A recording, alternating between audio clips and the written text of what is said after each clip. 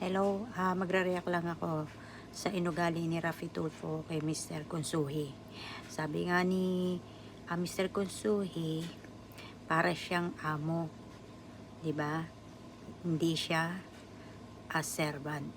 Kasi siya public servant.